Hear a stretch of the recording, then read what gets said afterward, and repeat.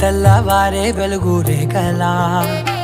పచ్చ పచ్చ పచ్చి మట్టి బొమ్మలా అల్లి బిల్లి వెన్న పాల నురగలా అచ్చ తెలుగు ఇంటి పూల కొమ్మలా దేవదేవుడే పంపగా ఇలా దేవతే మా ఇంట అడుగే పెట్టెనంట బ్రహ్మ కళ్ళలో కాంతులే